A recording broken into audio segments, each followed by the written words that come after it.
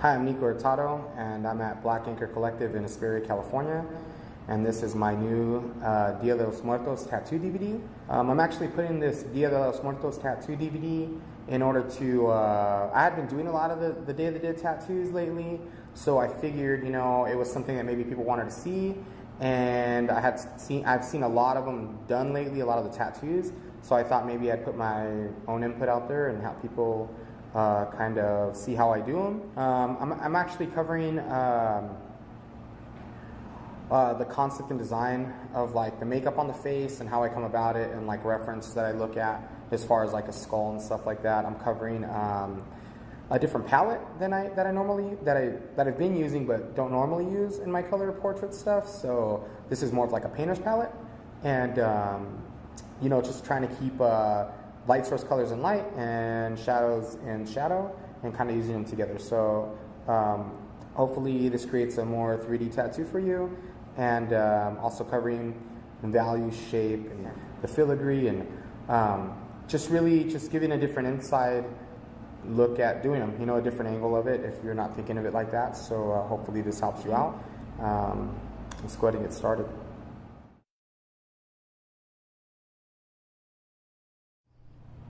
So I'm going to go ahead and get started talking to my brother right here about which picture we're going to choose. Just looking on the computer and going through them and making sure you're choosing the right one for the place in the body. You know, different spots in the body, different pictures work. So just really trying to think about the way it's going to look. We're going to have to mirror image this picture because it was taken the opposite way. Sometimes pictures look funny like that, but this one actually looks pretty good. It doesn't look off. So this is the picture we chose. Go ahead and cut it up and get it ready. Placement, make sure it's not too big. Just put it on there and make sure it really fits and looks well. You know, he actually has another piece on the opposite side of that leg that, you know, me and Sean Barber did. So here's a skull, and when I'm doing the Day of the Dead stuff, I really trying to think about like the sockets and the way it rolls around, you know, like the makeup, and also about the nose, you know, just the way the cavity looks and kind of the shape of it. So that way it's not too big or not too small when you draw it on the face, because it has to be the right shapes, you know. I always notice that if it's too square around the eyes, like the actual like makeup on the faces, it ends up looking really funny. So you really just want to kind of see how that top of that, you know, forehead right inside of the socket kind of drops down and goes up towards the center. And then as far as like, you know, on the bottom, really thinking about the cheekbones and stuff and how you can use like the filigree to make the cheekbones look right. So just trying to make it look the best it can. And you can kind of see where it's going to be. And so I'm going to go ahead and get started in drawing on this and trying to get that shape. You know, I usually like to use the eyebrows because, you know, it goes up right there. I know eyebrows usually go up on the outside, but I usually drop them in just to roll around more of the socket shape, the skull shape, just to make them look a little bit, just more like the skull. So we're going to go ahead and just draw these in and see what it looks like. So you're really paying attention underneath the eye right there and kind of thinking about where the socket would be and how deep it would be, and just making sure it looks right. This is a real tricky part when you get to the tattooing part, because your value has to be right. I mean, I see a lot of these done, and the value is off sometimes inside the sockets, because it's really hard to think about, you know, having to change the color and the value of inside of that area, you know, especially with the eyes having to be so important. So I use this picture just because it's so dramatic to where you can see the light source hitting really well. So all you really need to do is just go, you know, maybe five shades darker, and then just make sure you put your white highlights right. So yeah, just really sketching it in there, taking your time, you know. My brother wanted one of these, you know, spider webs on the forehead, so just making sure I'm finding the center of the face, you know. I think I draw it in right now. It takes me a second to realize it, I think, to draw it in. But right here, like I'm saying, paying attention to the cheekbone. So I'm going to go ahead and start drawing these cheekbones in and drawing like the filigree to really encase like the shape of this, you know. She has real strong features, so, and real strong structure to her face, so it's real easy to draw on. I made sure to use like one light source when I took the picture, that way the shadows would be pretty heavy and it'd be a little bit easier to draw. as you can see, I drew the center of the face in there a little bit and trying to get like the shape of the lips with like the shape of the lines coming out. Just trying to make that look like teeth, you know, around the lips, like make it look like, you know, the gaps in between the teeth, and really keeping that the idea. I mean, really what you're drawing on here is the shape of a skull, so that's one thing you're really trying to think about. The nose, you know, I think it's really cool. I've seen a lot of them done like spades, so I kind of use that. I think it looks really cool, but it also has the shape of the skull's face. Just really trying to get this. Sometimes it's tough. Like sometimes I have to draw it a few times in order to get it right, or sketch on it a few times to get it to the place I want. I'm doing it right here on the photocopy, so that way, you know, I don't have to look through no tracing paper or anything, just doing it straight on. That way it comes out more to my liking, and I can kind of visualize and see more what it's going to look like. I usually do 2 lines, as you can see on the cheekbones, one kind of curving upward and then one curving under and hitting the lips, just because I like being able to shade inside of the gap there and kind of show the bottom jawbone, and then it shows kind of the top cheekbone of like if there was a skull there. You know, here I'm thinking about trying to do something like an anchor or something, or 3 dots or something. I'm not really sure, just trying to mess with it, and also talking to my brother and making sure that he's liking what's going on. So I think I'm just going to keep it simple and keep like 3 dots there. Things always change though, you know. Sometimes I'll be tattooing and I'll completely change the makeup, you know. It's just kind of something that, you know, the creative part comes up and you just want to, you know, change it up and make it look a little different, or you come up with a new idea. You know, I've been liking this new thing. I overlap the filigree, you know. A guy I was working with had been doing it on his like traditional tattoos, and I thought it looked really cool, so I figured I'd swipe that idea a little bit and kind of take it for my own. So yeah, that's pretty much where I like it, pretty much what it's going to look like. So I'm going to go ahead and get the Thermofax paper and pull the center out just like we normally do, and you know, kind of show you how I trace this. So this is a mirror image copy of the actual piece I'm going to do on my brother. When I do it, I trace on it backwards because the stencil comes out on the opposite side, on the back side. So I usually use like a pen, like a pretty thick pen, like just like a big pen or something like that. Nothing too crazy. If you want to get crazy, you can use like a, you know, a mechanical pencil. Sorry. I usually use like a mechanical pencil or a big pen, depending on the thickness I need. Sometimes the mechanical pencils tend to break a lot if you don't have a good one, like this one does. This one I think started breaking on me a bunch, so I had to switch it up. But unfortunately, if you use a pen, it makes the lines a little bit thicker, it makes it a little bit harder to read when you're tattooing. So sometimes it is worth it to deal with the mechanical pencils, you know, and them breaking. I just get frustrated a little bit. So I'm going ahead and I'm just doing value, shape, or color, depending on what I think is important. Kind of just tracing that, making sure I'm paying attention to the shapes of everything and what I think is important. Make sure when you make your stencil like this, you don't overwhelm yourself, you know. I tend to go a little crazy. A lot of people say, you know, it's too much, or, you know, I've had friends tell me, take off your training wheels, you know, just funny things like that. But I'm comfortable like this, you know. This is where I understand it, and I think I need that information. A lot of times I don't even use it, but it's just I put it there because I'd rather it be there and it go away than it not be there and me be lost. But make sure that you put information that you think is important and not overwhelm yourself. Very easy to get confused, and just keep it simple and don't try to go crazy. You know, you don't want to get lost being confused also. You know, you put too many lines in one place, you can't tell where the pupil is, or you can't tell which line's the one for the top of the lip, or, you know, things like that, or which one was the makeup, you know. But right now I'm just drawing the shape and really paying attention to the shape still, like I was saying, you know, especially when I'm going around the eye, making sure you're going around that sphere of the eyeball, and, you know, the tear duct and stuff like that, and really paying attention to the shape for drawing. Don't ever attempt these kind of pieces without drawing it first. I mean, if you've never drawn something this realistic or even come close, I wouldn't recommend tattooing it. It's pretty permanent, and you really don't want to have to live with really making a mistake that bad on somebody. So I flip it over. Usually what I do now is I go ahead and put it on the photocopier, just straight down like that. I put the purple side down after I stencil right on top of my thing. And what happens is the photocopier naturally, just on its own, no mirror imaging, no nothing, will print out the exact right piece of paper and the right stencil, so that way you can run through the thermofax machine. So you see, I use a mirror image copy. I go ahead and trace on top of that. I'm not going to use it backwards. It's the one I'm going to tattoo is actually going to be opposite. I put it on top of the printer. Printer prints it out.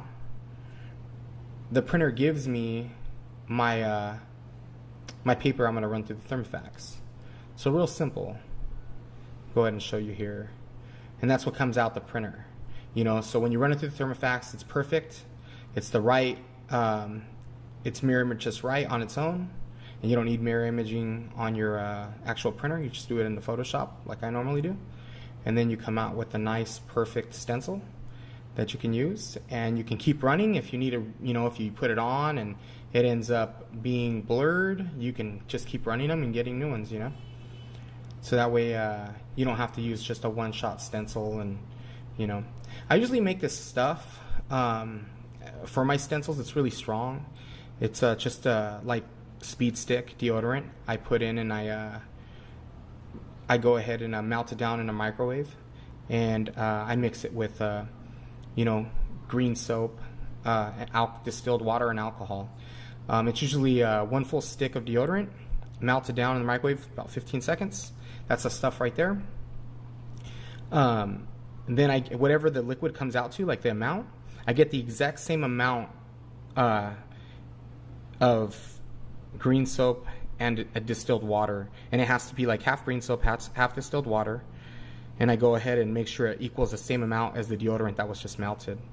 And then I mix them together, and then I put 2 caps of the alcohol bottle, like the actual caps on the bottle itself of alcohol. You put 2 caps into it and you shake it real well.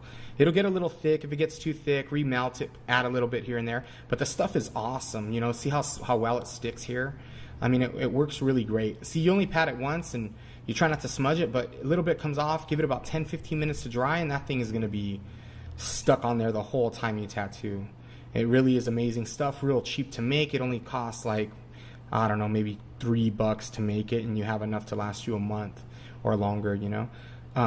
It's great stuff. I learned it from taking seminars and stuff like that. It's real cool. Usually I'll take my finger and just kind of smudge it to kind of get direction and an idea. You know, that's what those smudge marks are, just trying to get an idea of what I want, how far I want it to go, just kind of taking it off. I'll make sure to re-explain the stencil stuff one more time for you before the DVD's over, so that way you guys can make it and really, you know, understand it and use it, because it's really good stuff. So right here, I'm thinking about doing some rays, and my brother was talking, he wanted like a Virgin Mary kind of thing. So I made sure to draw something real simple, nothing crazy. I'm just trying to get like the shapes I want to use there. I really actually didn't know what I was going to do yet. I mean, I thought about different ideas and stuff, but yeah, you know, a lot of the time the background or things like this, you know, I leave pretty simple if it's going to be done in that same sitting, you know, and I just kind of make it up. You know what I mean? I don't really think about it too far in advance, and I pay attention more to what I'm going to do. So now I'm going to show you my favorite machine. That's my Aaron Kane machine right there. I've had that for about, you know, 7 years. I've used it most of my career. There was times I used other machines, but that's my hands down favorite machine. This is my second favorite machine. It's a Bloodhound machine. It's awesome. It runs great. It's never really given me any trouble, never changed anything on it. I've been using this machine a lot. It's a FK iron. Really light, really good, really strong. It's a number 3 actually. I'm really honored to have it because I guess Gaston don't give those out, but that's an awesome machine, and I got it from him. And yeah, I have a shag built machine. It's a rotary. It's really solid, really good machine. I use that for like an 8 round. One of my favorite machines. This is a Stigma Hyper. I've been using this for a few months now. It's a really good machine. Got to be careful. It's really powerful. It runs a lot faster than the older ones. I actually like the way the older ones run, but this one's really good. I've used it a lot. Has different jacks you can use on the back, as you can see. This is also from Stigma, but this is a Bazaar. I actually really like this machine. It runs a little bit slower. It's not as powerful. I can use this one a little bit better as far as for like detail. I use rounds in these, not for line work, but actual for detail work. This is a Franco's machine. I think it's called a Bishop. And I got this from him. It's an amazing machine. It reminds me of one of the first rotaries I ever bought. And it runs really well, really slow, really good hit. Runs really good. So these are the machines I'm going to pick to use today on this Day of the Dead piece. The first machine is a Bloodhound machine. That's one of my favorite machines I've used. I'm actually going to use a 9 bug pin mag in that. The next one's a FK Iron. I'm going to use a 17 bug pin mag. The third one is a Bishop. Use a 5 round. And the last one's a shag built rotary. Use a loose 8 round. Now these are the tubes I'm going to use. That is a 17 mag tube right there. It's actually a 15 from, these are next generation tubes. So I got one for my 8, one for my 5, one for my 9, and one for my 17. The 17 and 9 are normally 15 and 7 mags with standard needles. So I'm going ahead and go and put these inks out. I put a black from Eternal. I put a plum. I went and put a dark purple out from Fusion. I put like an indigo blue from Intense. I put like a royal blue from Eternal. I put an icy blue from Fusion. I'm going to go ahead and put some more ink caps out. This is a different palette I've been using. Actually, I've been painting a bunch, just trying to relearn my color theory. My mind's been kind of blown by some painter artists I've met, and it's really made me humbled and made me hungry to learn more about color and really learn about light and shadow, you know. So I like to thank all these painters that I've met. So I went ahead, go ahead and put a light purple out from Fusion, putting out a brown from a dark brown and a brown from Fusion, putting out like an ochre from Eternal ink. I wanted these on the light side where the light's hitting. I didn't want them on the shadow color side. So one row is actually what's in light, and one row is actually what's in shadow. So I was trying to keep that separate. I'm putting out a dark red. I think it's a pomegranate red. I put 2 of those out. Putting out a bright red from Intense. I think it's like a sunflower from Eternal. That's a ochre, a yellow ochre from Intense. It's an awesome color. It's a Mike DeMasi color. I really enjoy it. I put out Burnt Sienna from Fusion. I put a green, lime green out from Fusion. Tangelo from Fusion. Like a Wild Orchid from Intense, something like that. A flesh tone from Eternal. A dark flesh tone from Fusion. Putting out Plague, like something like, I don't know, Plague Brown or something. And then some golden yellow, some flesh tone from Fusion. Right now I was almost out of this one. This one's awesome. It's called Peachy Flesh, and it's from Eternal. It's an awesome color. I put 2 of those out. I'm going to mix a little bit of white in there. Or actually, this is a light color I mixed myself. It's in an Eternal bottle, but I kind of mixed it. It's a little lighter. I use a little white in there too. And put some whites out. Just a bunch of white. I use a lot of white and some colors mixing down, things like that. So I'm going ahead and go put water over these colors. Just because it's a really warm day where I live, and so they're drying out, and I don't want to have to be hitting and barbing my needles on these the tops of these inks as they dry out. So, man, my hand's moving fast there. Man, I love the way that looked. Okay, so we're going to go ahead and get started. Everything's set up. So I'm going to go ahead and start mixing black and like that plum from Eternal, and just kind of get going. I hit it in the water a little bit, make it a little bit more fluid, so that way I can use it a little longer. I do it the whole time with tattooing. Usually if it's a long tattoo like this, like an 8-hour tattoo, I end up using about 4 rinse cups. So just making sure these machines run right, you know. So I'm going to go ahead. I'm just trying to pay attention. I don't think I really liked where I set up my picture. I think I end up moving it down the line on this tattoo. But yeah, just trying to get started and just packing that black in, you know, usually how I do, using short, like, you know, small circles, just trying to get that stuff packed solid, you know, just building it up. You know, the stencil's awesome. It's staying great. So I always put a little bit of ointment down, and then I just go ahead and go into it. I'm using that little bit of black. I use a lot of back and forth motion. Just trying to show you how I tattoo. It's a very slow process, but you know, I think the outcome is okay, and you know, ends up making the client happy. So Just running my machine very light. This machine runs very low. I'm actually using my Bloodhound machine right now. Everything's bagged, you know, everything's clean. I like the way that looks. I always feel good when my machines are bagged. Got 2 rubber bands on there, making sure it has good tension. Actually, these needles I use are awesome needles. I buy them from needlejig.com. They're just 9 mag bug pins, long tapers.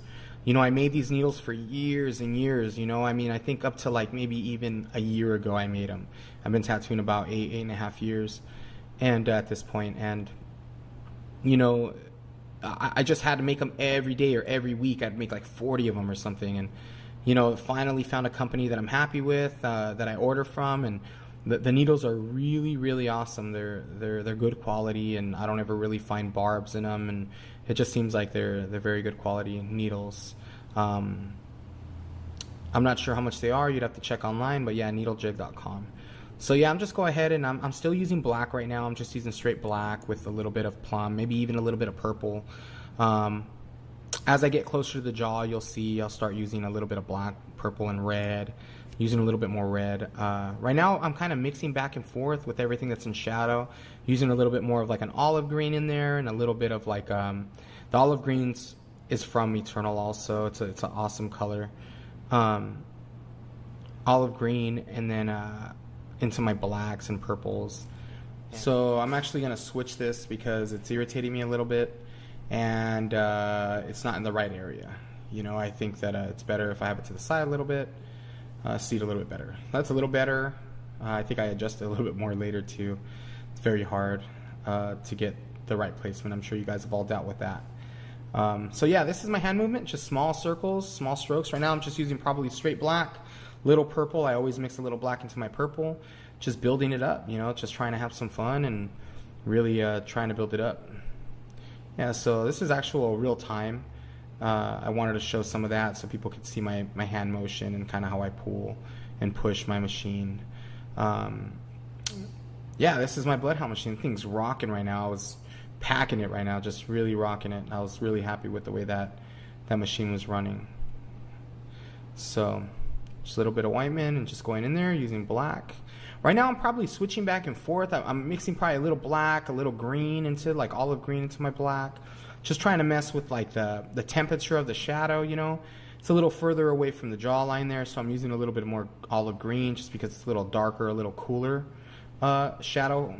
So I know as I get closer to that jawline, I'll be pumping a little bit more of like that pomegranate red with the black and mixing the green and red together a little bit to get some dark brownish tones and some dark tones in there to really just kind of change it up and add so it isn't just straight one color. It kind of adds a little bit of different colors in there and adds a little temperature to the warmth of the neck.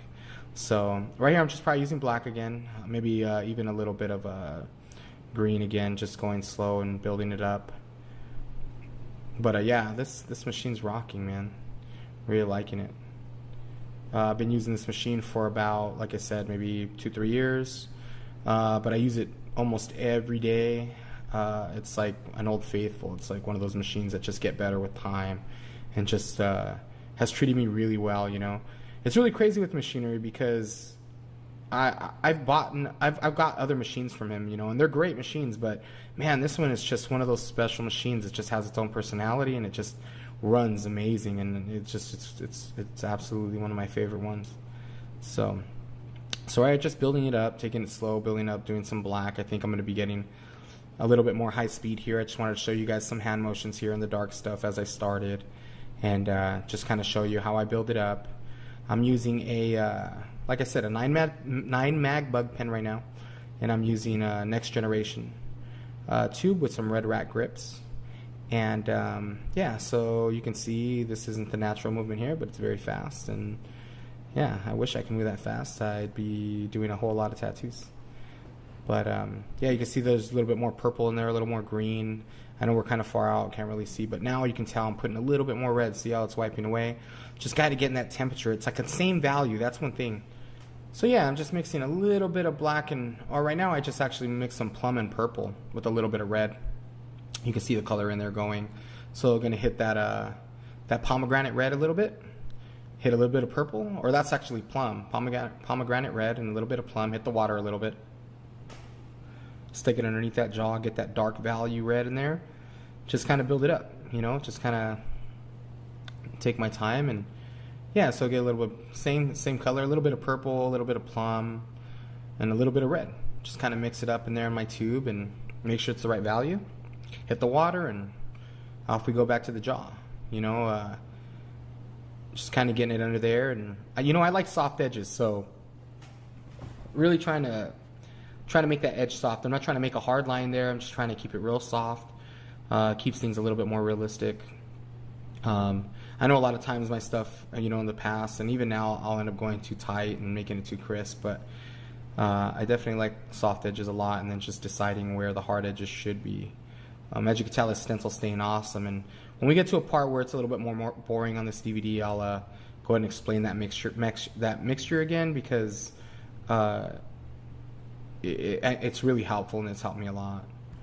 So yeah, I'm using a little bit of plum. Looks like I'm using a little bit of indigo.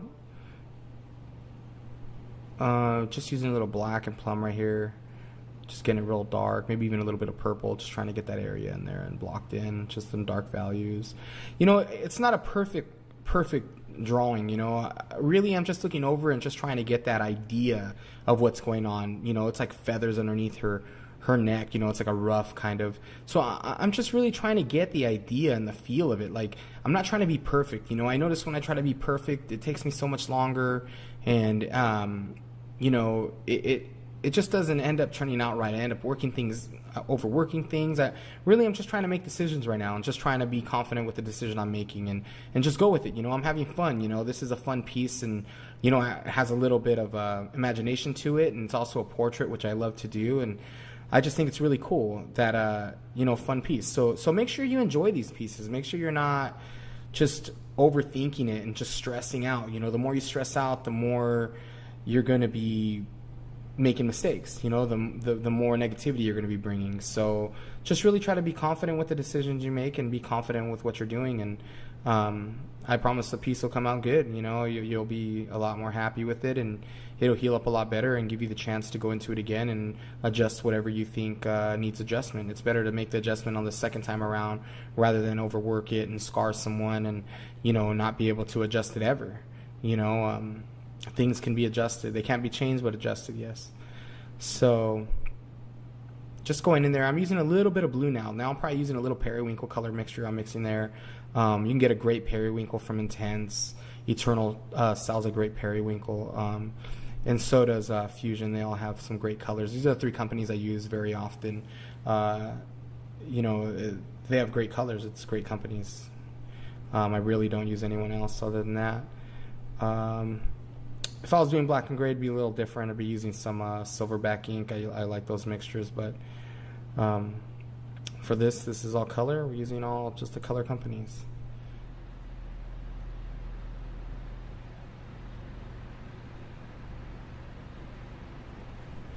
So yeah, I'm just using right now I'm mixing actually like a medium brown, like just brown from Fusion, and just the medium blue from Fusion.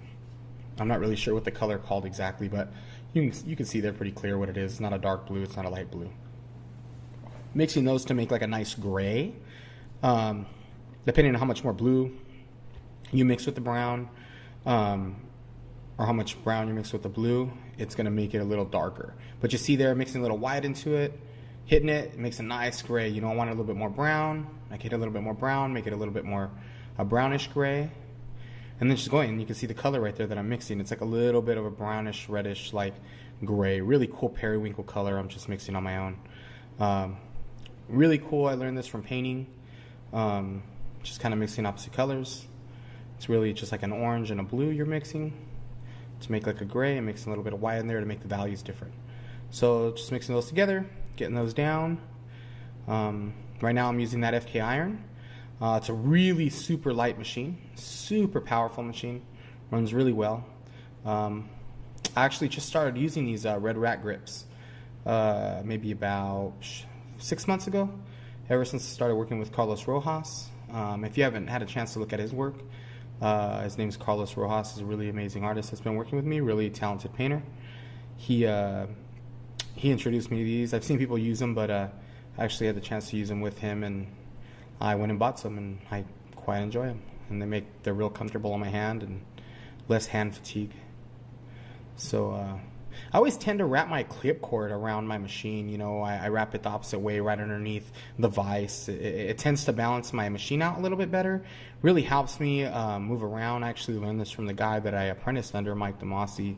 He taught me how to do that. It was just something that he did, and really helped me out, you know. And I've been using it ever since. It's kind of funny. People always ask me how come I do it, and I always tell them it's because of Mike. But it's just funny that it's one of those habits that I've kept from the beginning. So it is true, you know, habits you learn, you keep throughout your career, usually with anything you do. So yeah, I'm go ahead and I'm using some blacks and purples right now. And before that, I was using the blue and the brown mixture and a little bit of white. Like I said, this is a palette that I've been messing with painters that I've been hanging out with and just kind of learning from them. This isn't the normal palette I use, but I've been challenging myself to learn new things. So I think it's something that I've kind of been practicing with, and I've liked the results. So I'm going to share it with you, especially on a piece like this. So right now, just using a little bit of blue, a little bit of black, knock it in there. Right now, just trying to get that shape, like I said, you know, I start dark to light. So right now I'm just really trying to assess the dark areas and really trying to get those knocked in there so that way I can go ahead and move on and start mixing more colors. Just using back and forth motion, you know. Shins are so weird, man. Like, you know, whenever I work on shins right there, it always feels so tough, so you have to be really delicate there, you know, especially with these pieces when you're going to be working it a lot. As you can tell right there, I use a little bit more blue with the brown mix. That's kind of what I'm using right there, a little blue, little brown mixture, and white. Just trying to get those ideas too as I'm sketching. You can see I'm sketching in there, kind of looking over, seeing what it looks like, getting the feel of what those little feathers look like, and then just kind of like throwing them down, you know, just knocking them in there real quick and just getting an idea. Not trying to be perfect, you know. It would just take me too long, and I'm not really worrying about that. I'm just trying to get the idea there. You know, just trying to move on. I mean, you can't really tell what they are anyways, so just trying to make it the idea. So I'm right here trying to just knock them in there, still using the blacks, purples, using that FK iron. Thing's powerful, running really well. So just right now I'll be getting into those other colors like, you know, the tans and stuff, and just getting that white drapery in there. Those things are really hard to do, especially working off a photo like this. Sometimes it's the light values are tough, you know.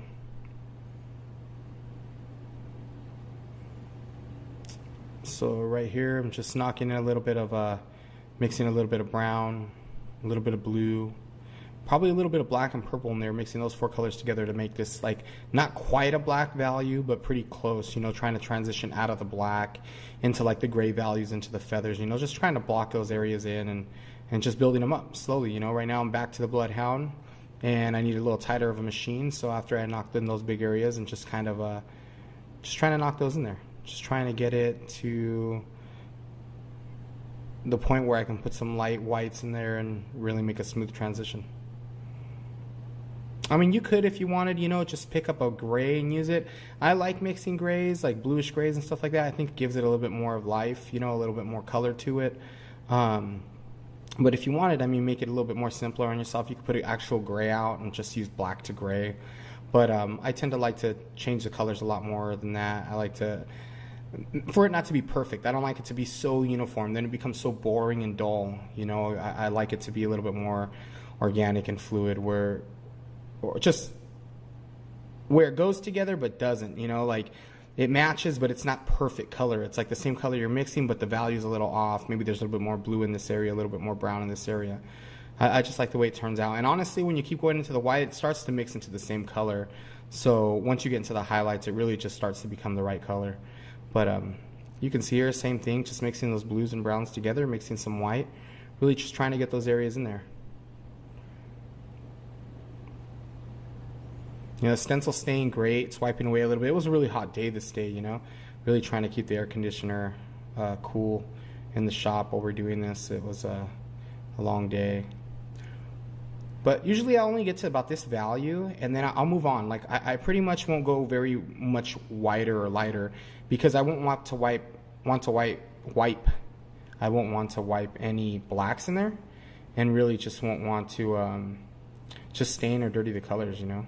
A lot of times with tattooing, you go too light, you do the black and wipe it over, it just gets really dirty and really muddy. So I'm back there doing a little bit more red, making that transition a little bit more soft, a little bit more warm. So now I'm just going into the hair a little bit. You know, there's a really, really like warm reflection coming off of that drapery under the face, so I'm really trying to capture that. Right now I'm actually going to choose another color. Probably just thinking, trying to decide what exactly my next move is. So yeah, I guess I mixed a little bit more red, and I'm going to put like that red reflection in there.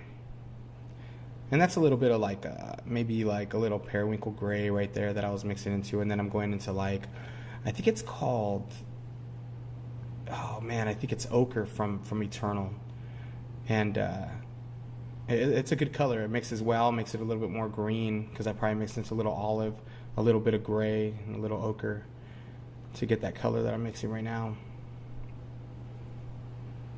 Mix a little bit of brown in there. Now trying to get into the light side, mix a little bit of brown, a little bit of bright red. Trying to make it a little bit more warmer as it hits the light. So right now I'm just going in there, I'm using a little bit of greens, a little bit of brown, a little bit of gray into the side of the cheek right there. Mixing all those colors together to make this kind of dirty color. I usually like my shadows to be a little bit more dirty, a little bit more rough, just because I like the way it looks, you know, the reflective lighting and all the cool colors going throughout the shadows. And the light side, I keep it pretty simple, as you'll see. You know, I'll just use pretty much straight up flesh tone colors.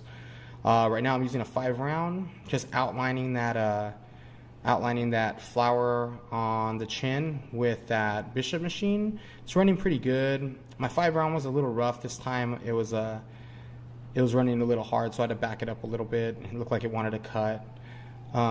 But it ended up working out really well. Like, the tattoo's healing up great. It's been about a week into the healing, and it's looking fine. You know, I got a couple little rough spots, but nothing major. You know, I think it's going to be really good, and I can't wait to see it fully healed. Yeah, so just back to that, mixing that gray, a little bit of dark brown, a little bit of blue, a little bit of like that olive. Oh no, actually that wasn't olive, that was like that indigo blue. So yeah, just going from the brown to the blue to that little bit of ochre to really get that like it's like a mustardy ochre color. Or you can either use mustard from Intense or like an ochre color from Eternal to get that same, pretty much same color with that mixture. I use either one, whichever I have available, or whichever one, you know, I'm out of, I'll just use the other. So yeah, just mixing a lot of that. I'm trying to get those weird greens right now. Right there I used a little bit of yellow ochre from Intense, trying to get that that nice yellow ochre color. Inside the bottom there's like, it's like a weird green, you know. If I really wanted to, looking at it now, like looking at it through different eyes, I could see far away. I'd probably use a little bit more green in the bottom of the chin, but it's not bad, you know, trying to get it close. You know, we're not trying to be perfect, just trying to get it close.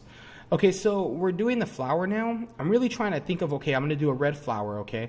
So that means the highlight has to be red. If I go into orange, if I go into pink, it's going to change it completely. It's going to make it orange or pink. So I have to go a darker value. So I go ahead and go dark and make sure I'm looking at the shape of the face and the way the shadow's dropping off the lip and across the chin, and making sure I'm showing that on the makeup that I'm trying to draw on there. And so then I go all the way up to red, and I think the brightest color I used on there was Tangelo from Fusion. You know, Tangerine is very similar from Eternal, and you can get it from Eternal too. But both those companies are very good companies with that color. They're very similar. So I'm going ahead and mixing some more black outline, just hitting the water so that way I can move it around a little bit. As you can see, I'm just trying to thicken up that line a little bit. I hit it twice, give it a little bit of line weight on the face.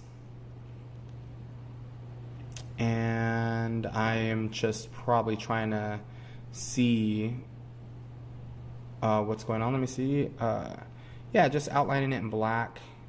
Just trying to get those major shapes in there. I'm just trying to clean it up. You know, the line drawing wasn't perfect, so I had to like kind of clean it up as I'm drawing. Remember, the whole time you're tattooing, you should be drawing at the same time. Just don't rely on your stencil. Your stencil's your guide. So if you see something wrong, fix it. You know, don't just go with it because it's there. It doesn't mean it's perfect. Like, just try to draw. You know, you should always be drawing. When you're making the stencil, you're drawing. You know, when you're tattooing, you're drawing. When you're doing the outline, you're drawing. Trying to fix it, you know, trying to make it better than it was. So underneath the lip here, I'm really trying to stick this real warm shadow under there. I'm actually mixing some greens and browns into it as it gets a little bit away from the lip. You know, just trying to make it, you can see it in the picture, it got a little bit more gray. So I'm mixing a little bit more brown, a little bit more blue, that gray I was telling you. I actually got away from using a lot of the just straight up periwinkle color. I used that for years. I'm always trying to teach myself, so I'm really changing it up, using the blue and the gray. And this looks amazing right here.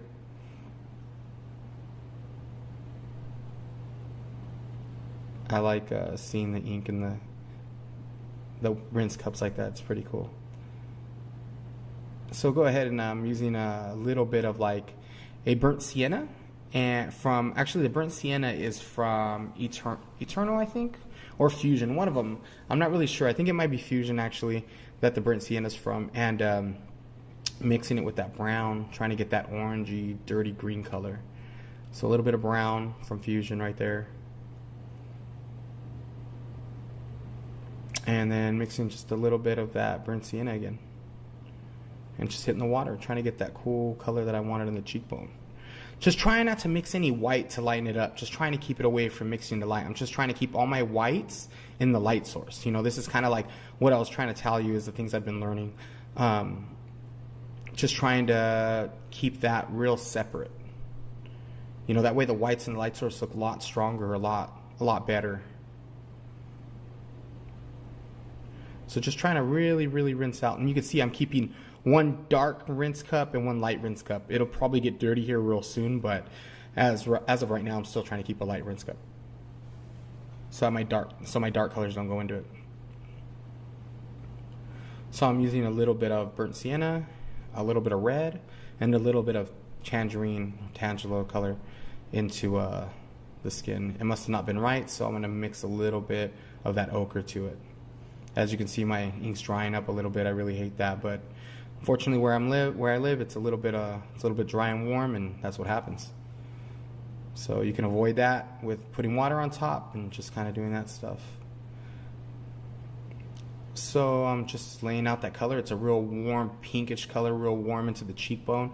It's actually reflective light bouncing off of that drapery and onto the cheek, onto the bottom right there. So I'm just trying to keep it looking the same without looking white. You really want to pay attention to value. I always talk about that stuff, you know, dark to light. I thought it'd be cool to do some blue outlining on the cheek. You know, like I said, I've been doing the filigree and the scrolling or whatever, like overlapping. So I just went and I don't like to do overlapping with black on black. I usually do red or gray or blue or something like that to change it up a little bit. So this is what I was talking about. So I go ahead and do a black into those little areas that separates the cheekbone and the jawbone. Like if it was a skull, I do black in order to make it look different. So that way you do kind of see the skull and you kind of don't see the skull. And you can see that I'm filling it in right now, just trying to make it right. You know, I left that little, there's like this little ball coming off the filigree, so I left that little thing open so that way I could fill it in with a little blue later and just kind of make it look real cool. So I'm actually mixing that blue and that brown again to get that gray into that black. But yeah, just really trying to get that shape in there. See how it separates the jawbone to like the cheekbone, makes it a little bit different, but it's just makeup, you know. So right now I'm actually mixing to make that lighter and make that shadow area. I was mixing the exact same colors I was telling you, little tangelo, a little brown, and then I was probably hitting a little like flesh tone, like the ochre, or like a little bit of light of the flesh tones, little flesh tone, peachy flesh tone in there, a little bit of it, not too much. Just trying to make it that same value and that warmth that's in that picture. So yeah, that's exactly what I did right now. Is just put the blue in there. I used probably the little light blue that I had there and put it in the little filigree parts. And you know, you always want to make sure to put ointment on it. You know, it gets real painful for the client, especially working like this. You know, you're working kind of slowly up and you don't want it to dry out too much. So right here I'm using a little bit of like plum and red on the top lip, just because the light's hitting it less, and on the bottom of the very bottom of the lip it's a little bit more in shadow. But making sure to use that red, make sure it's warm. On the side of the face, I'm using that red, keeping that warm, kind of the glow to the face. The body's warm, you know, it's like 98.6 degrees, so you want to make sure you show the glow from the body and the warmth. So I'm going ahead and just knocking those reds into the lip. I'm using a little bit of like plum and red, and then actually right there as it comes out of shadow and gets into light, I put on the very bottom underneath the lip, if you look right in between the lip and the chin, I put like a tangelo color, so that way, because the light's hitting it, you know, and it almost has this glowing warmth when I was looking at the picture. So I almost enhance it just because I like the way it looks, you know, and just make it look a little bit brighter, you know. So yeah, we're just going ahead and I'm going ahead and doing some of the flesh tone reflecting onto the white drapery.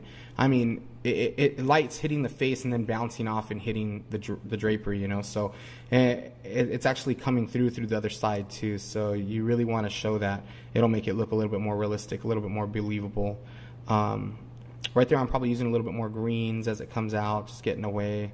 Starting to use some purples and stuff. And these are all colors I'm going to use throughout the face too. I mean, I use all these colors throughout the whole thing to make it look believable, like it's in its setting. You know, I'm really trying not to put too many colors out and make it look like real crazy and trip it out, because it just won't be believable. But it's fun, you know, it's a tattoo. You got to have fun and just, you know, not be too stressed on all this stuff. But right here, I'm just mixing up and just trying to do some purples and whites and mixing all that stuff together and just kind of using some flesh tones in there and just having fun. You know what I mean? Just having fun and mixing colors, trying to do what I see, but also try not to be perfect, almost just painting, you know, just having fun with it, just going fast. You know, making decisions as fast as you can and just looking at the color and trying to get as close as you can. But really, value is important, you know, because I could probably use any color in that spot, and as long as the value is right, you know, it's going to work. You know, you really got to pay attention to value. You know, if you don't understand value, what it is you're black to white, you know, and you know, you got to make sure that, you know, you can have a red and you can have a green, and they can be the exact same value when you turn it black and white. That's why I say, you know, if you ever take my seminar or anything like that, you know, I always take my tattoos and go into Photoshop and show you that I'll turn it black and white and show you that they hold up just the same in black and white as they do in color, to show you that I'm really thinking about value first and foremost before I'm thinking about color theory or anything like that. So you really want to pay attention to that stuff. Right here, he's bleeding a little bit more just because I'm hitting that shin and I'm trying to get that color packed and, you know, really trying to get in there. You got to be really careful, real gentle with that shin, you know, easy to chew it up, easy to overwork it. So I'm really trying to clean my machine out. You know, I've been going probably on this tattoo easily now 2.5 hours, maybe even 3. You know, my machine's starting to get dirty. I make sure to put a little green soap, or if you're using dial, a little bit of dial soap into those rinse cups. Make sure you're cleaning your machines out. You know what I mean? It'll help clean out your machines a lot easier, a lot better. I know people that stick alcohol in their rinse cups just so it breaks down that ink inside the tubes, because you know how it is, man. Them tubes get dirty inside from tattooing all day. It dries up just like on the outside of the ink caps, and it'll really change the way your machines are running. So just make sure to keep those clean. Right now I'm using a lot of browns on the outside, just trying to block in, you know, my stencil is warm, like I said. I'm just trying to block in those shapes on the outside of the drapery. To me, the outside of the drapery isn't as important as inside the face and the makeup and stuff, so I'm really just trying to get that down, you know. So I am trying to get that bottom of that chin in there, just there's a little reflective lighting, and just trying to get that pink. Guess I'm rinsing that pink out. That was doing the lips. Guess it wasn't right. So now I'm just trying to clean that water out. Yeah, you can see my little watercolor looking dental bib from like throwing the ink down from my rinse cups. So yeah, I'm just going to go ahead and do that pink again. To make this pink right here, I'm actually using yellow ochre and red. It makes it really bright, really warm, really rich. I really like it. And I'm actually going into white from there and making it a little bit more lighter in value. But if you use little yellow ochre or even yellow with red, I know it makes orange, but if you do it right, it'll make a really, really bright, like rich pinkish red sometimes if you stick a little bit of white in there. So yeah, just really drawing it in there and drawing the shape of the nose, making sure I'm paying attention to the shape of the nose, because it's very easy to mess the nose up when you do these black noses like this. You need to really make sure you pay attention to your highlights. The reflective lighting underneath the nose is important to get in there. The way the light source is coming over, as you can tell, I put the warmth underneath the nose to really keep it like there's a warm shadow underneath the nose, like it's in light.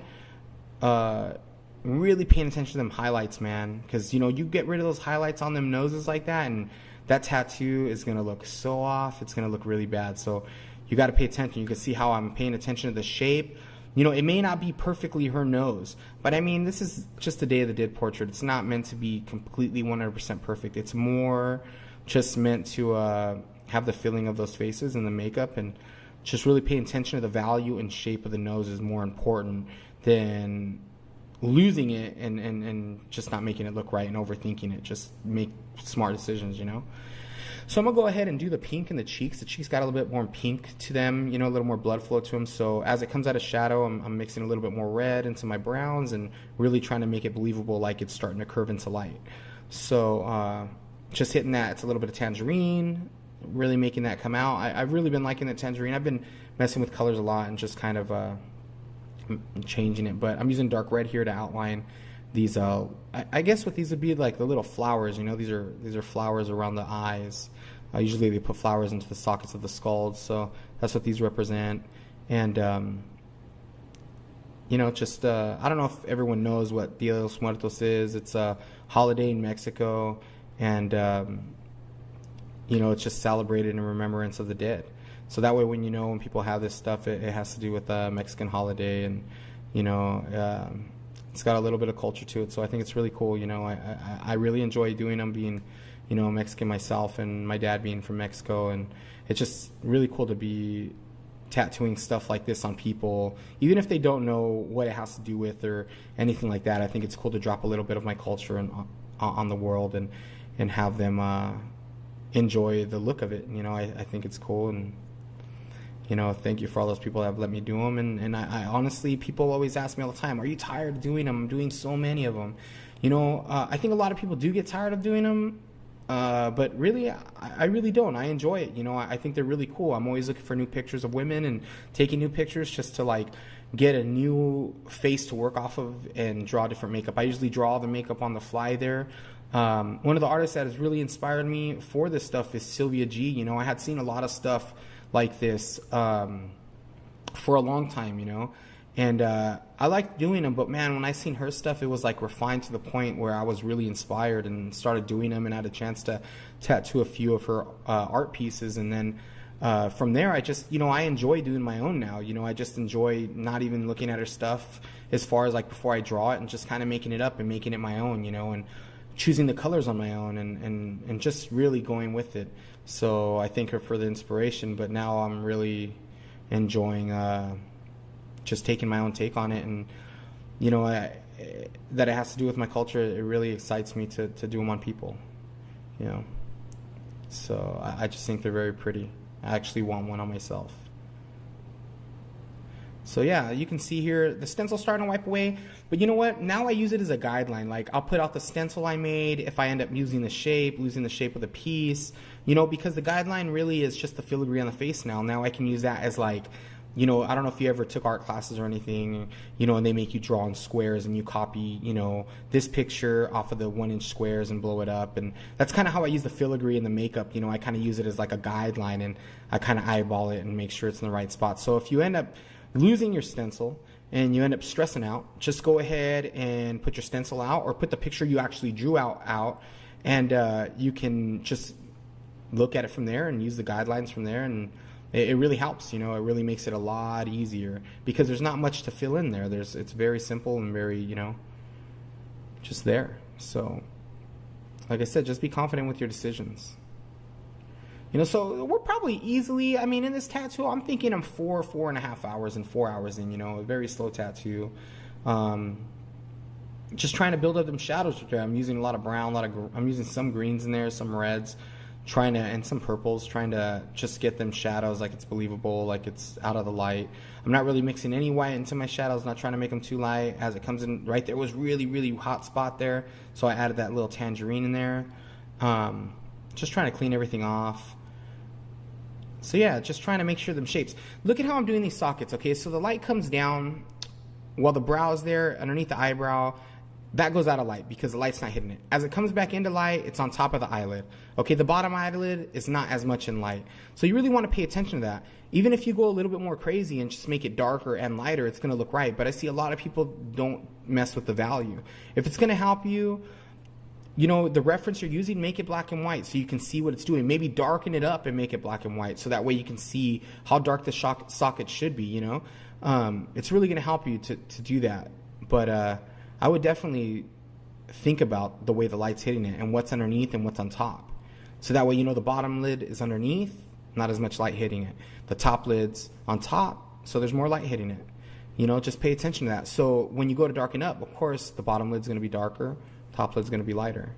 You know, things you want to think about. So I'm going ahead and do this blue here.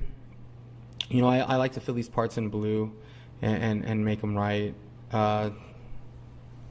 So I'm just filling it all in. I'm just trying to get it all there and using a little bit of value in those little circles and just trying to make it look cool.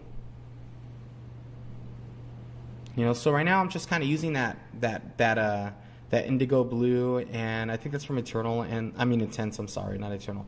Intense, it's an indigo blue. I think that's actually a Mike DeMasi color too that he had been using.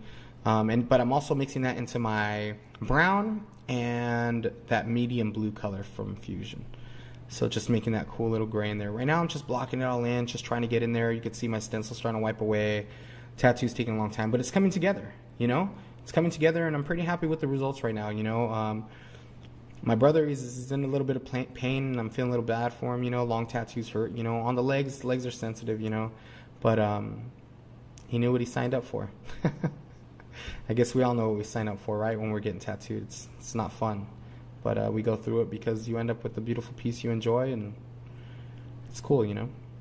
So I'm thankful for everybody that gets tattooed by me and that can sit, you know? It's rewarding, very rewarding the same day to be able to finish a piece like this. So yeah, just using a little bit of brown here, a little purple, you know? I'm like wiping him away. I'm sure it looks a little painful right now. I'm sure he's hurting. So yeah, just using brown and purples in the hair right there, trying to get those dark shadow parts up. Mixing a little bit of light brown in there, a little bit of them flesh tones in there to get them light colors. I'm really trying not to put any colors out that I don't need, you know. You see me drop some stuff on there right now with a paper towel. Actually, that's Bactine. I use a lot of Bactine on my clients that I work on for a long time. It's really good. It's an antiseptic and anesthetic, so it helps out with numbing it, helps out with cleaning it, you know. So it's good stuff, you know. I try not to use it too much, but sometimes I'll use a whole bottle on a client if they need it, you know. I really don't mind. It's a $5 bottle, and if it makes my clients a little bit more comfortable, hey, it's worth it, you know. I'm all about making my clients happy and comfortable. So right now I'm mixing a lot of weird greens. She had a little bit of blonde in her hair. I'm mixing some of that like olive I put out, and I'm mixing a little bit of that yellow ochre into it, a little bit of orange into that. You know, try to get that hair color. I'm leaving, you know, the values, all the light values, anything like basically like a 3 and up, I haven't put in. So all my light values aren't completely in. I'm just kind of, you know, wiping away and just trying not to make it dirty, because if I go and do some light values, I could drop some black in there and it's just going to be dirty. It's going to darken it. So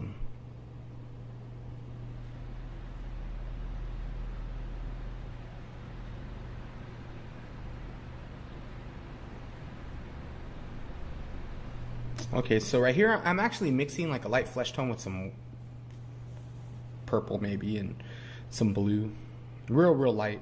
It's actually, I think what I'm using is that dirty white that I've been mixing that brown and blue into the whole time, and just using that straight. The back is I'm just blocking it in, you know, just trying to get that shape there. I'm not trying to be perfect, just trying to get that shape there. You know, just really paying attention to the value. Right here I'm using that olive, man. That olive's awesome. A little bit of olive, a little bit of red in there. Just trying to mix it. Very, very little red, but little olive, little red. Just using that 17 mag bug pin. And just really trying to get that in there. His skin was pretty much pissed off at me at this point. You know, just really trying to just block it in. He's in a little bit of pain. Just trying not to kill him. So, just trying to make it look good. I really wasn't sure what I was doing, man. I just kind of blocked in those green shapes and just kind of went with it. A lot of times I just go with the feeling, you know. I don't really overthink things, you know. I think to overthink things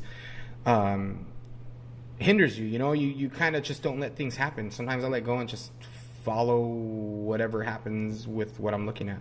I don't just go perfect. A little bit more Bactine, help them out. And honestly, like, this happened. Like, I knew I was going to do some kind of ray or some kind of something, but I really didn't know that I was going to come out with like this spike shape, you know. It just kind of formed that way, and I just kind of kept looking at it and looking back and seeing it, you know, and I just went with it, you know. I was like, wow, that looks cool, and I think that I like it. It wasn't planned out, you know, so just really trying to make it look cool. Yeah, and then I added this one, you know, and I really didn't enjoy that. It looks off. Like, if you look at it, it just doesn't go right. So I ended up covering a little bit, making it look like going distance a little bit more, a little further back, and just trying not to make it perfect. I wasn't too happy with that little area, but the rest of them I'm really happy with, and I'm sure down the line when I add more to the leg, I'll go into it more. But I didn't want the background to be too crazy. I wanted it to be real simple, almost like graphic.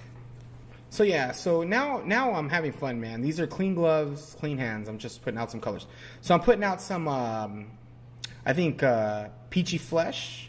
I put out some, what was it, creamsicle or Georgia peachy flesh, and I don't know what the other one is. The other one's like a light flesh color from like Intense or something. So just mixing a little bit of red into that, mixing a little dark flesh from a Fusion in that. And now just trying to get that cheekbone in there, get it into light. Just really trying to, need it to be a little bit lighter. Little Georgia peach, little peachy flesh. Mixing this color in there, getting this cool little flesh tone in there. Yeah, that's a cool color right there. I like that mixture. This is the fun part to me. Now I can do all the light side, everything in light. It makes it really fun to me. So, yeah, I'm really just trying to clean that machine out. The machine's probably dropping out a little color. Usually what I don't do, which I should do, and you guys should think about, is the back of the tube has all kinds of ink in it, and when you get it wet, it makes it all dirty, so sometimes you get in there and it just starts getting dirty, you know. But yeah, man, this is the fun part. Now I'm just spraying the bottle, you know. I clean the bottle off and put it on top of the desk, since I know I'm going to use the whole bottle of Bactine and just going to toss it anyway, so I just put it on the thing there and just spray my brother down every once in a while so he can, you know, have a little bit of help. You know, he's going through a lot. So, yeah, just trying to get them shapes. Right here, I'm really paying attention. You know, the cheekbones always have this cross. If you look, you can see the cheekbone, and then you can see where the top of the teeth, like underneath the nose is. So I'm really trying to separate that. You can see how I'm, like, not going just straight across. There's actually, like, a cross there underneath the cheekbone. Or underneath, like, on the cheekbone, actually, where it's in light. You can see how it has, like, that little light source. That light part where it's a little darker, where the bone is, and where it comes back up over the teeth. So yeah, now I'm just going, this is my hand speed now, just so that way you see it. Like, you went the whole time already and just kind of seen it sped up. I just wanted to kind of show you hand speed at the very end and show you what it looks like. Really trying to make the right decisions here. Value is really important in this part. You know, I wanted him to show you real close when we were shooting this. You know, just kind of what's going on. You know, I'm not perfect. You know, my line work isn't the most perfect. I don't really think that technically, like, I'm like the best tattooer or anything like that. It's just you know, it's more just drawing for me and stuff like that. I'm trying to do clean lines, things like that. But for these pieces, I'm really just trying to make it the best I can for what I see. Yeah. So right now I'm just using like peachy flesh from Eternal. That's a great color. It's one of my favorite colors right now for these color portraits, and I use it all the time. Actually, this looks like Georgia peach, you know, and there's a little bit of brown and red there, so I'm just kind of going, and I'm just showing you like my hand motion. You know, this is pretty much the whole tattoo is about this speed in reality. Now you can see why it takes me so long. You know, I always lay the lines down first, you know, and then I just go right over them, you know. I just really try to pay attention, maybe try not to overwork it, you know. Usually these heal up great, you know. I've done a bunch of them, and I really haven't seen one heal up really bad. I mean, knock on wood, that they keep healing up great, you know. But yeah, you can see even the color goes into those lines a little bit. It doesn't even matter. It knocks it back a little bit. I kind of enjoy that stuff. I like stuff that happens like that, little accidents, you know. It doesn't really matter to me. It doesn't need to be 100% perfect. It's a tattoo, and if I need to touch it up, I will, you know. But as far as for the first pass and stuff, this is kind of the way I got to lay it out, unless I was just going to outline the whole thing and then go into it again on a second pass and color it. But either way, I'd have to go over the lines. You know, I could do the line work at the end, do the whole portrait, but it really wouldn't work the same. I'd rather do it this way with the line work and kind of go over it. That way it does lighten up in value in certain spots and darken up, stays dark where it needs to stay dark. So yeah, you can kind of see me just building it up here, and I'm going into like that peachy flesh into a little bit of white and just really paying attention to my movement, you know. Yeah, I'm using that FK iron, and this machine's really pushing that ink, man. It's really pushing that tube and needle. It's running great. I was really happy with the way that machine ran that day, and you know, I think I'm running it off an Icon power supply. The Icon power supply is one of my favorite. But when I travel, I use a small little pulse power supply. It's really small. It runs great, runs my rotary. That's all I really care, is because I use rotaries with traditional machines all the time. I actually learned about rotaries from using Numas, as you know, if you watched my older DVD or whatever. I used Numas with it, and it was good, you know. But I just wanted to show you guys, you know, what I usually use is coils and you know, some rotaries. That's usually what I use every day, and I love them, man. I love my coils and I love my rotaries a lot, and Numas are awesome too. But this is usually what I stick with right here, is, you know, my coils. Also, I'm going to be doing another DVD, and it's going to be part of this. So it's going to be a black and white Dia de los Muertos DVD. So you guys can kind of see what I'm talking about with value and just paying attention, and be a little bit more simple. Probably something very similar, probably the same, like similar face, similar shape, similar drawing. That way you can kind of, you know, see them together, kind of. They're going to go together. But now I'm just trying to get all into the light side, just really paying attention to them shapes. You know what's funny is, like, a lot of times you look at the picture and you can barely see the value change. Man, those are my favorite parts, the very, very minor subtleties of the light source, because light's very hard to get right. Sometimes you could just make something look very flat by just putting one light color through the whole thing. I like the little bit of difference with the values. You know, I like a little bit of change. And you can see kind of how I put on this this Bactine. Like I said, that Bactine bottle will be thrown away. I won't use it again. You know, you want to make sure you're very clean, paying attention, you know, that you're not going to hurt anyone or hurt yourself or, you know, anything like that. I mean, you're dealing with blood and you're dealing with a lot of things like that. You want to think about cleanliness and really paying attention, taking care of your clients. And also what's real important is taking care of yourself. You know, you don't want to harm yourself and take it back home to your family or anything like that. So it's really important. We are dealing with blood, and, you know, you really gotta respect that. So now I'm just going to use a little bit of tangerine just to put in around the makeup, you know, around these eyes. You know, I'm using an 8-round right here. I'm using that shag-built rotary. It's an awesome rotary. Runs really slow, has a good punch to it. It's really strong. It's a strong machine. If you turn it up, that thing is going to pound that stuff in there. But I tend to run it really low, really soft, just enough so I can move real slow and just slowly build this stuff. And I mean, you can see, look, it's going right in there, man. This thing is awesome. This is a really super loose 8-round. I can use a loose 8-round. I can use a loose 5-round, loose 7-round, a loose 9-round. Any of those would work for this. But I'm using a loose 8, and I tend to use those a lot. So I enjoy the rotaries. They're a little light. That's why I like using the meters. I use a pulse with a meter. I use an Icon with a meter. So that way I know how fast they're running. It tells me how much volts are going to them. You know, I usually run this shag-built rotary probably around 6, maybe, honestly, anywhere between like 5 and 8, depending on how fast. But right now I'm probably using about 6.5, you know, something like that, 7. Not too hard, but making sure it's a consistent movement, making sure that it's not going in too deep, really paying attention, you know, to how it is and how it looks, you know.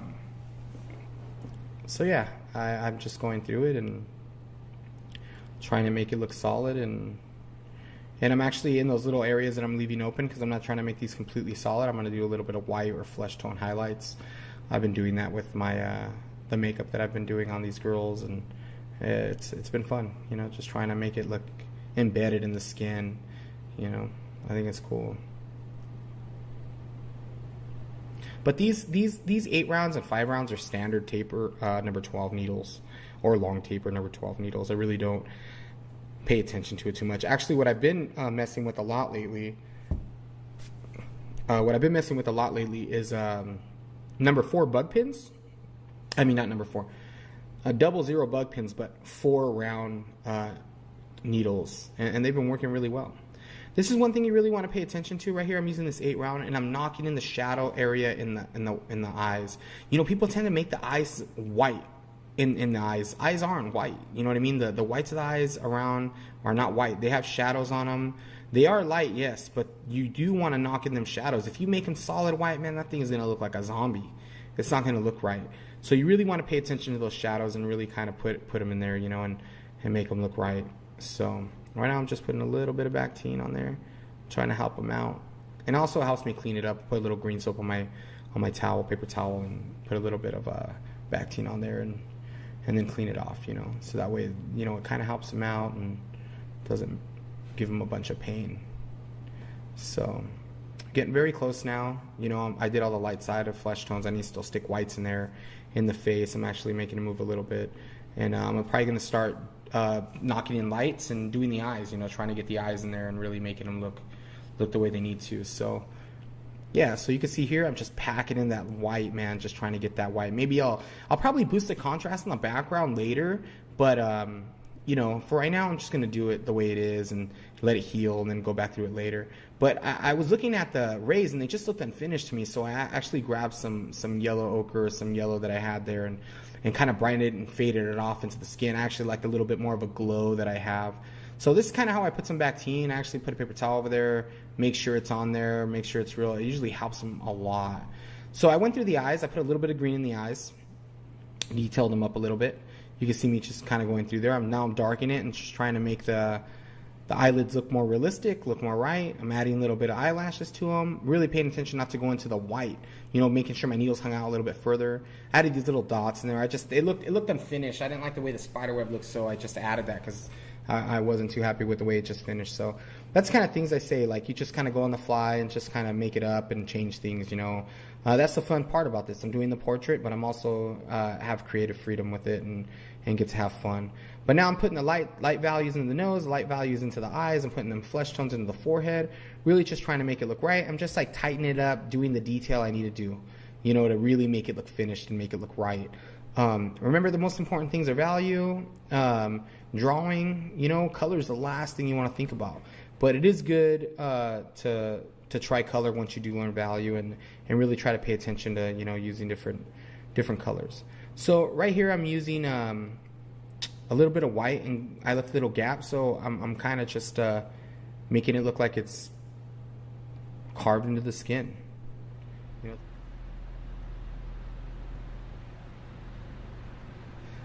So now I'm just trying to keep my white clean. You know what I mean? I'm really rinsing my machine out, really rinsing my tube out, really cleaning that thing off to make sure my whites are clean. So now I'm just going in there, knocking in them highlights into the lips. These are the most important ones.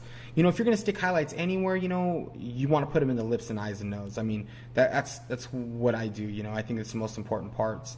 I tend to go a little crazy with white on these pieces because even though the whole face is solid and everything's going to tone down. It may look a little bit more crazy when I'm finished, but when it heals, it just has a slight little looking like it's carved into the skin. So I try not to overdo it, but sometimes, you know, overdoing of white is very easy to do, and, you know, unfortunately we all do it. But right here I'm just putting a little bit of white into the upper lip and just trying to make it look good and nice. And then I put that little white highlight, maybe it's even a little gray, kind of dotted up and just kind of faded off into the skin. I like the way that looks. And there's also a little bit of white here. You can see, like, sometimes decisions aren't the best. I put too much white right there, and you'll see me later go back into it because I wasn't quite happy with that, and it needed a little bit more of a transition, so I'll take my mag and just kind of clean it up because it just was too much for right there. So this kind of stuff, I left those little gaps because I want these to stand out a lot, and I just like for it to look carved into the skin, so like it's a part of her, not just makeup. So yeah, just putting these white highlights, making sure I'm paying attention, being very careful. I mean, this 5 rounds is very powerful in this rotary, you know. But you know, I'm really enjoying this rotary, you know. I mean, I jump around a lot with machines, you know, but I do it for the reason because it teaches me so much. Sometimes, man, you got to try everything. You got to try things. Unfortunately, sometimes it's permanent, but like, you know, if you're a good artist or a good tattooer, you'll be able to really make better decisions. And you know if something's chewing something up, or you know if it's overworking, or you know if it's too much, so you can stop using it. You know, those are the things we have to judge ourselves. But I mean, if I don't like something, I won't use it anymore. I won't ever use it. But if it's something I enjoy and makes me excited to tattoo, it's like a new toy, you know.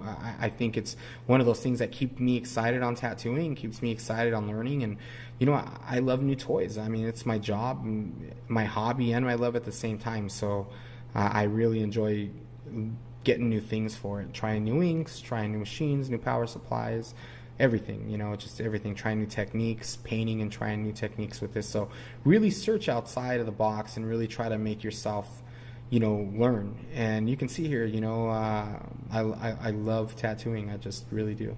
And I love art. So hopefully you guys feel the same, and you try to do your best. But yeah, this rotary is awesome. I'm really enjoying using it, and I switch all the time, man. Sometimes I'll use just all coils, sometimes I'll use all rotaries, sometimes I'll use all swash stripes. You know, it's just really like, it's just how I feel that day, you know. I mean, I love jumping back and forth. I want to have an educated opinion on all these things, you know. Even Numas, you know, I'll use those once in a while and just kind of see, you know, and they feel great, man. Like, you know, like when you jump from one machine to the other, sometimes you just feel great, you know. It just feels so good to like get out of that box for a little while and try something different and new.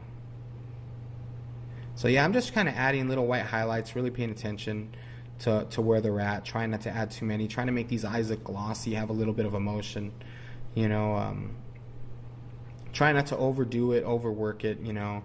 Just taking my time, making my decisions, making sure I'm happy with the decisions I made, you know, because these are forever. You know, this is a little yellow highlight right there in the eye, little one right there in the eye. Really paying attention to it, you know. So hopefully you guys are enjoying this DVD, and hopefully you guys learn a lot, you know. So right now I'm getting that little bit of the yellow. You can see I put way more colors out now. So yeah, you know, under the eyelid I always leave like this little gap, and at the very end I usually do it too. I usually do it before I do the white. I don't know why I waited, but you know, this time I guess I waited, and it's fine as long as I don't wipe it into the white. But I put it right underneath that eyeball and above the eye like lid, just to show that little gap of skin, you know, because if there was makeup, there'd be that dark line underneath the eyelid, and there'd be like that pinkish fleshy color that would always be wet and that would never, you know, have makeup on it. So you really want to show that there's like that real living human being under there, you know, because this girl didn't have makeup on. You know, you have to make the makeup on, make it up. So you have to really think about those things. You have to think more in depth, like what would this really be like, or what would it look like if she was wearing this, you know. So using a little bit more yellow, and just kind of adding those little highlights into the eyes, making them a little bit more believable, a little bit more cool, and you know, just giving that emotion, that feeling, you know. That's the most important part of this piece of the eyes, you know. People just recognize and familiarize with that because that's what they look at all day. They look at people's eyes all day long. So yeah, just adding, you know, I like to do a lot of dots. You know, I do a lot of dots. Now I'm going underneath the eyelid because the way that the skin rolls and rolls around that eyeball. So, you know, how it looks. So I'm just kind of adding little white highlights around there. Real quick, you know, nothing real opaque, just enough. And now I'm using probably like a white, maybe a little flesh tone mixed in there. It's not something so crazy. But I like doing this stuff. I just try to be real gentle with it. Nothing real crazy. Just kind of packing in there real fast and getting out. Trying not to go over my line so that way I don't dig a ditch. It's just trying to make it real tight to it, real crisp. You know, I usually don't do this with a lot of my pieces. A lot of times I use a lot of soft edges, like you do in the like I did in the drapery. As you can see, I use a lot of soft edges in the drapery to kind of knock that back, knock it out of focus. And then, you know, everything else is tight. All the makeup's tight. The face is tight. You know, it really makes you look at her face. Nothing's really taking anything away from the face, you know, trying to make those decisions. So this is the final wipe down. and this is the tattoo. It took about 8.5 hours. Thank you very much for watching. I really appreciate it. Hopefully you learned something new. Hopefully it gave you a different perspective on this, and have a good night. Thank you.